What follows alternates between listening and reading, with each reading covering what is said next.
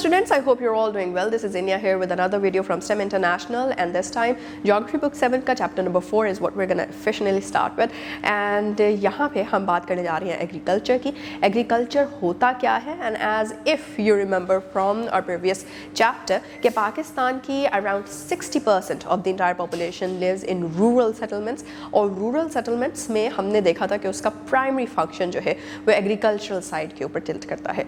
So when a lot of population or this much of a population is depending on agricultural sector, तो it's very much important for us कि हम ये भी समझें कि agriculture in actual है क्या, इसकी various types क्या हैं और इसके अंदर various aspects क्या involved है. So we're gonna do all that in this particular video, and obviously we're gonna move in a bit more depth coming from कि पाकिस्तान में in specific agriculture का क्या scope है, क्या उसकी further details है, but that in the coming video lectures. So for now, let's start.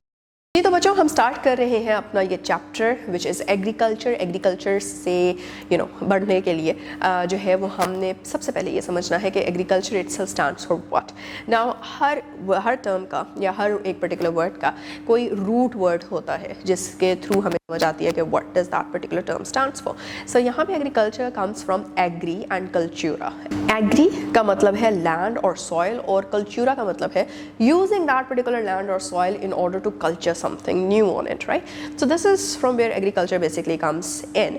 और agriculture से इस particular definition से, इस particular breakup of the term से हमें ये समझ आ रही है कि what we're gonna do in this particular chapter is we're gonna see कि कौन सी land type या कौन सा land जो है वो किस तरह की चीज़ों को cultivate करने में हमारी मदद दे सकता है. So agriculture itself has a lot of different categories to it, a lot of different types to it, और उन सारी की सारी types को हम अभी start करने जा रहे हैं.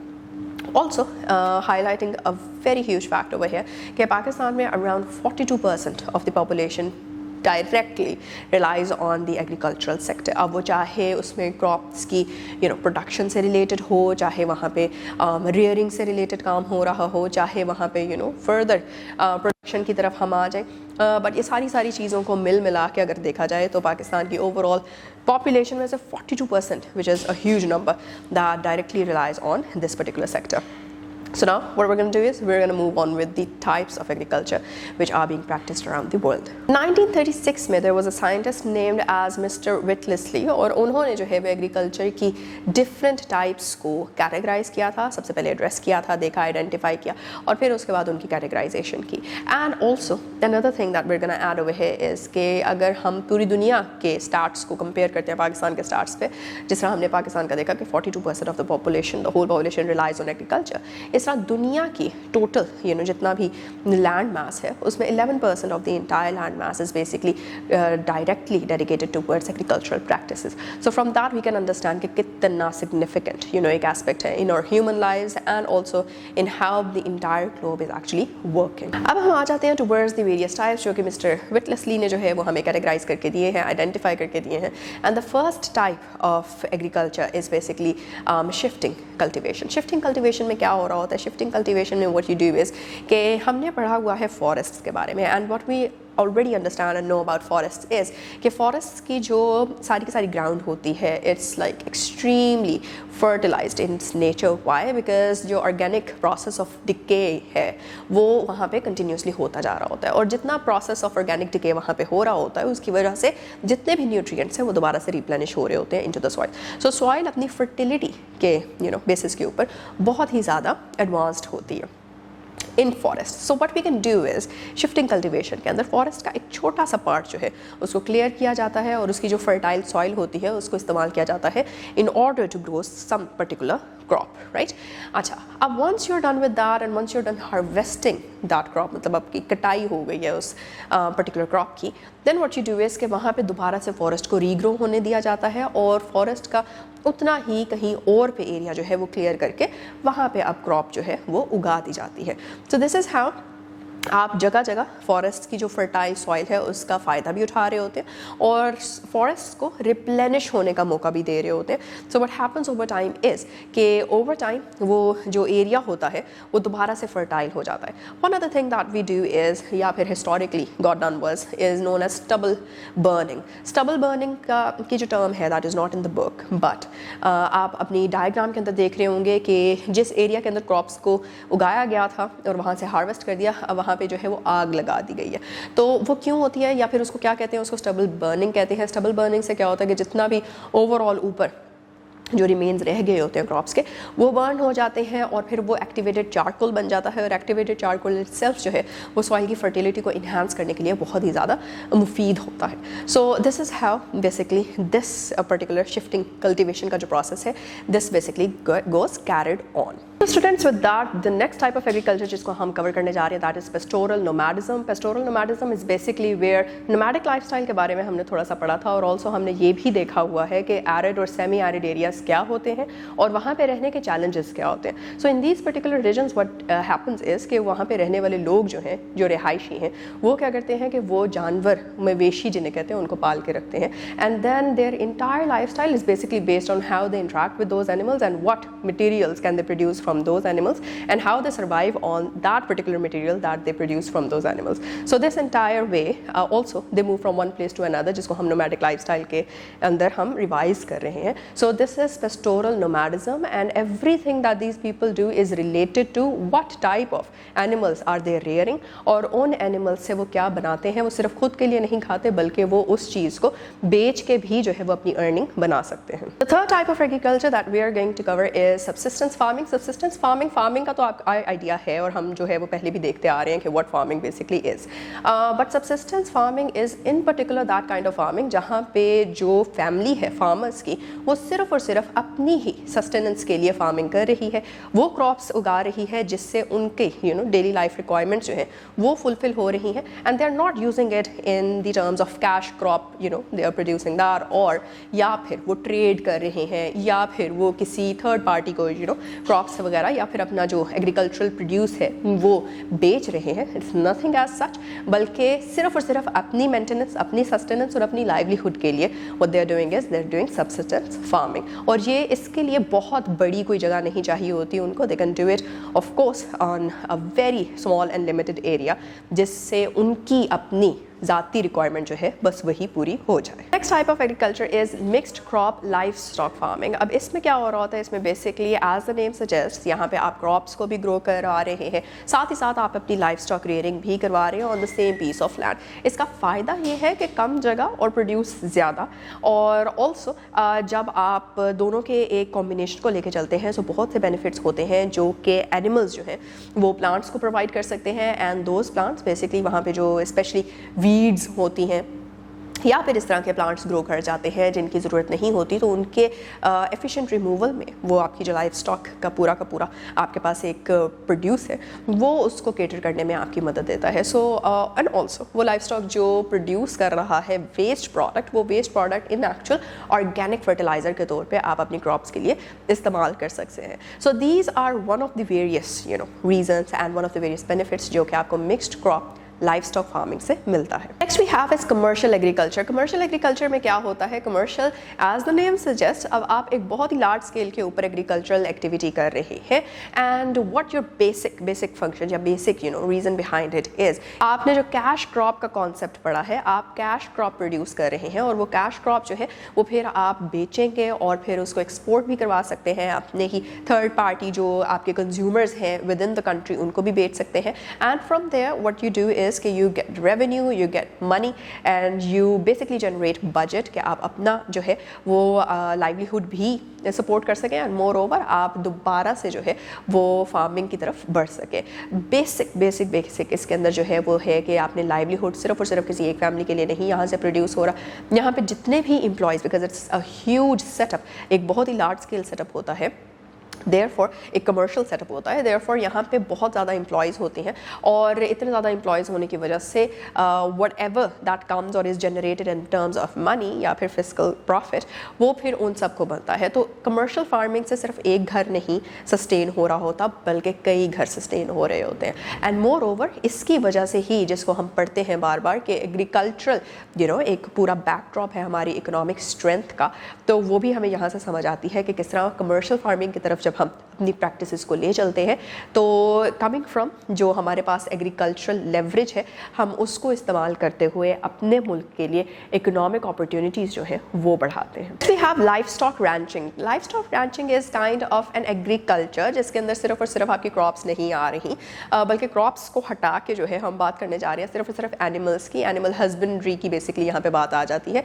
एनिमल हस्बेंड्री इज़ कि आप जो है यहाँ पे लाइफ स्टॉक को लेके चल रहे हैं, उसकी पॉपुलेशन को भी बढ़वाते हैं, right, by using the breeding mechanisms and stuff. और moreover what you do is कि आप उस लाइफ स्टॉक को स्पेसिफिकली इस काम के लिए इस्तेमाल कर रहे हैं कि आप उससे मीट प्रोड्यूस कर सकें, आप डेयरी अदरवाइज प्रोडक्ट्स जो है वो प्रोड्यूस करवा सकें और फिर उसको जो है वो कमर्शियल लेवल पे कहीं ना कहीं जो है वो दिया जा सके ताकि आप उससे रेवेन्यू जनरेट करें। और फिर what you can do is either you can expand your entire system और you can also side by side support your own livelihood. Next type that we have in our hands is intensive agriculture. Intensive agricultural activity उन areas के लिए specially जो है वो फ़ायदेमंद होती है जहाँ पे जगह कम हो और आपको जो ज़रूरत है आउटपुट प्रोड्यूस करने की या फिर प्रोडक्ट की यील्ड की वो कंपैरेटिवली ज़्यादा हो। So what you do in intensive agriculture is कि you are intensively, as again the name suggest, you are intensively making use of that particular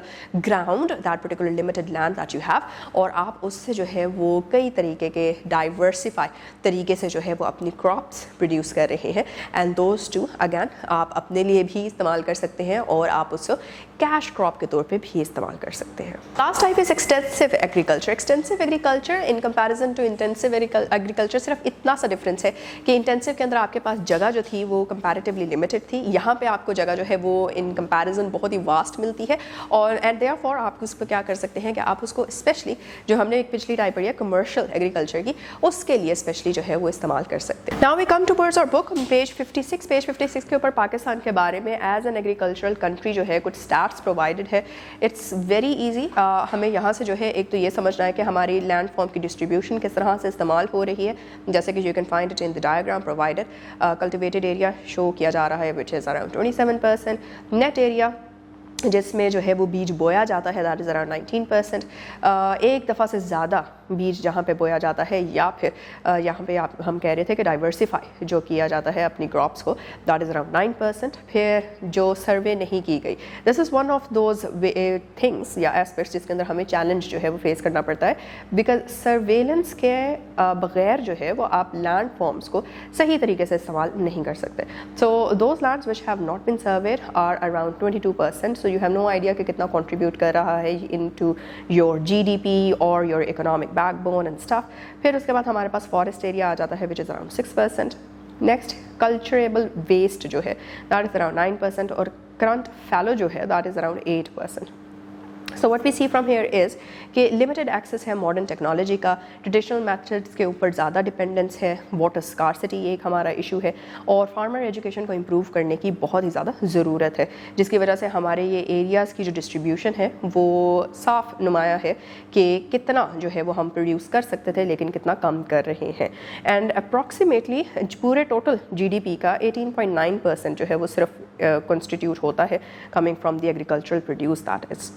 The next thing or the last topic जो कि हम इस video के अंदर cover करने जा रहे हैं that is the significance of this agricultural sector Pakistan की इकोनॉमी में और उसमें भी कई ढेर सारे एस्पेक्ट्स हैं and most of them are provided to you in your book। तो उसको एक एक करके अब हम देख लेते हैं। The first and the foremost thing is about GDP। GDP की परसेंटेज में कितना कॉन्ट्रीब्यूशन है आपके एग्रीकल्चरल सेक्टर का and as we have already seen कि कितनी percentage of the entire population of Pakistan basically directly relies on agricultural practices और फिर उससे किस तरह से जो है वो अपनी लाइवलीहुड को अर्न करती है। है एंड मोर ओवर किस तरह से पूरे मुल्क की एक्सपोर्ट में कंट्रीब्यूट करती है. So around 70% of the entire GDP जो कि प्रोड्यूस होता है which is an annual thing, तो उसके अंदर 70% जो है वो आपका एग्रीकल्चरल सेक्टर से कंट्रीब्यूट हो रहा होता है. द सेकेंड सिग्निफिकेंस इज़ कि आपका जो प्राइमरी सोर्स ऑफ फूड है for all your citizens basically is derive from the overall agricultural practice जो कि आपको इस कंट्री में या फिर मुल्क में ओवरऑल हो रहा है. एंड इन दैट आप देखते हैं कि किसी भी कंट्री का जो है एक काइंड ऑफ स्टेपल फूड जो है वो होता है. स्टेपल फूड जो कि आम तौर पे आम आदमी और या फिर जनरली और कॉमनली जो है यूज़ होने वाला खाना या खाने की अशिया होती है. And that in this particular country is रोटी सब खाते हैं, तो वीट है, बार्ले है, राइस है, मेज़ है, ये कुछ इस तरह की क्रॉप्स हैं जो कि आपका स्टेपल फूड बनती हैं. और स्टेपल फूड इसीलिए है क्योंकि ज़्यादा मिकदार में जो है वो यहाँ पे उगाई जाती हैं. सो significant amount of food that is primarily being used by your citizens is what is being primarily produced by agricultural practices within the country itself. Another point that we need to understand is कि क्योंकि agricultural sector itself एक बहुत ही ज़्यादा strong आपका domain है जिसकी basis के ऊपर आपकी economic backbone जो है वो basically is determined by it, तो उसकी वजह से आपका agricultural sector ही आपकी industrial sector की भी backbone बन जाता है क्योंकि वो सारे के सारे raw material जो कि agricultural produce के तौर पे आपके पास आ रहे हैं उन्हीं को इस्तेमाल करके फिर आप आगे processed products जो हैं वो बनाते हैं और उसको भी further export करते हैं which again adds to your own GDP. Moreover, when we talk about agricultural sector and then in combination with the industrial sector, तो वहाँ पे एक और बहुत ही interesting सा factor it springs up and that is कि आपके employment opportunities जो हैं वो सारी की सारी इसी basis के ऊपर जो हैं वो आती हैं, मिलती हैं, बनती हैं. And that is the basis के जहाँ पे आपके हर साल ढेर सारे graduates जो हैं या फिर population आपकी बढ़ती जा रही है जैसे वो सारी की सारी population किस तरह से अपनी decent livelihood earn करती है. That is because of the opportunities, the employment opportunities जो कि expansion of agricultural sector as well as expansion of the industrial sector in combination with the agricultural sector बन रहा है. बहुत ही important point जो है वो आपके foreign exchange से related होता है जिसके अंदर आप अपनी currency की value को जो है वो आप देख पाते हैं कि currency की value किस तरह से बन रही है. So अगर आपने देखा हो कि dollars और अगर पाकिस्तानी रुपीज़ को आपस में exchange किया जाए so काफ़ी imbalance है तो आपका एक जो डॉलर है that is somewhat equal to approximately 300 rupees Pakistani rupees that is. तो इस वजह से what happens is कि whenever you are exporting a particular produce तो आपको फिर जो पैसे आ रहे हैं वो किसी और करेंसी में आ रहे होते हैं और वो कोई और करेंसी जब यहाँ पे आके रुपीज़ के अंदर कन्वर्ट होती है तो फिर वो कंपैरेटिवली आपको ज़्यादा पैसे जो हैं वो मिल जाते हैं. So this also again adds to जो आपके इंटरनल कंट्री के रिजर्व्स होते हैं एंड ऑल्सो आपका जो ओवरऑल GDP क्रिएट हो. ओवरऑल ये जो अभी तक हमने सारे पॉइंट्स किए हैं इसमें हमें एक बहुत ही ज़्यादा इंपॉर्टेंट और हाईलाइटेड जो एक पॉइंट समझने की ज़रूरत है वो ये है कि इन सब चीज़ों से हम अपना इकोनॉमिक जो इंजन है वो अपना स्मूथली रन कर पाते हैं. And that is basically the point from where आपके जितना भी पॉपुलेशन ग्रोथ है उसको एक मौका मिलता है कि वो अच्छे से अर्न कर सके, वो अपने आप को एडवांस कर सके, वो डेवलप हो सके. एंड मोर ओवर इस बढ़ती पॉपुलेशन के लिए अगर तो मज़ीद इंफ्रास्ट्रक्चरल डेवलपमेंट चाहिए, मज़ीद सेटलमेंट्स क्रिएट करनी है, मज़ीद उनके लिए फैसिलिटीज़ जो है वो प्रोवाइड करनी है, नए हॉस्पिटल्स बनाने हैं, रोड्स बनानी है या फिर कम्युनिकेशन नेटवर्क्स बनाने हैं, तो ये सारे के सारी चीज़ों का जो बजट बनना है वो तब भी बनेगा जब आपका जो स्ट्रॉन्गेस्ट साइड और डोमेन है जिसको आप कैश कर सकते हैं उसको आप बेहतर से बेहतर डेवलप करते जाएंगे. So agricultural sector in combination with the industrial sector based on agricultural sector is one way in which this particular country can pursue its prosperity. फिर आखिरी बहुत ही important point that is importance for the production of cooking oil. Cooking oil रोज़ इस्तेमाल होता है हांडी बनाने के लिए और हांडी अगर नहीं बनती तो फिर तो ऑफ कोर्स खाने का कॉन्सेप्ट जो है वो वहाँ पे बिल्कुल ही ब्रेक तबाह हो जाता है. So what we need is कि हमें कुकिंग ऑयल चाहिए. पाकिस्तान में हाउएवर पाम ऑयल या फिर सोयाबीन ऑयल जो होता है दैट इज़ नॉट समथिंग जो कि आपको लोकली अवेलेबल हो, तो इन चीज़ों को इम्पोर्ट करना पड़ता है. सो वन थिंग इज़ जब हम इम्पोर्ट कर रहे होते हैं और बाहर की करेंसी और हमारी करेंसी में ऑफ कोर्स वैल्यू का डिफरेंस है तो हमें ज़्यादा पैसे खर्च करने पड़ते हैं अपनी कमोडिटी को लेने के लिए. So what we can do is we can always come up with alternatives, right? तो हम यहाँ पे जो है वो कॉटन से भी जो है वो ऑयल बना सकते हैं, बाकी हम मेज़ को इस्तेमाल कर सकते हैं, बाकी हम चीज़ों को एग्रीकल्चरल जो हमारा प्रोड्यूस है उसको इस्तेमाल कर सकते हैं जिसका हम राइस जो है वो कुकिंग पर्पस के लिए इस्तेमाल कर सकें. So it's all about exploring your own options, exploring your own natural resources eight hand and with that आप अपनी ही इकोनॉमिक और ऑल्सो अपनी ही सस्टेनेबिलिटी को जो है वो प्रमोट कर सकते हैं. तो स्टूडेंट्स, इस पर्टिकुलर वीडियो में हमने क्या क्या कवर किया है. नंबर 1 इज़ एग्रीकल्चर होता क्या है, उसका बेसिक कॉन्सेप्ट क्या है, इस टर्म को हमने ओरिजिनेट कहाँ से करवाया है, right, the break down of that term. और फिर उससे रिलेटेड जो है वो हमने आगे टाइप्स में भी जो है we dived a bit deeper कि डिफरेंट टाइप्स कौन कौन सी हैं, उन डिफरेंट टाइप्स के सिग्निफिकेंस क्या क्या है, coming from different purposes there of course. और फिर लास्टली कि उसकी इकोनॉमिक हमें क्या सिग्निफिकेंस नज़र आती है, specially when it comes to Pakistan में इस चीज़ों को किस तरह से या फिर अपने एग्रीकल्चरल सेक्टर या डोमेन को किस तरह से कैश किया जा सकता है और उसको अपने इकोनॉमिक सर्कल को या फिर इकोनॉमिक इंजन को आगे बढ़ाने के लिए या फिर आगे डेवलप करने के लिए किस तरह से इस्तेमाल किया जा सकता है. So with that I hope that you will revise all of these concepts and we are now going to meet in the next video के अंदर और डिटेल्स में जाएंगे in relation to this particular concept. So till then take care and Allah हाफिज़.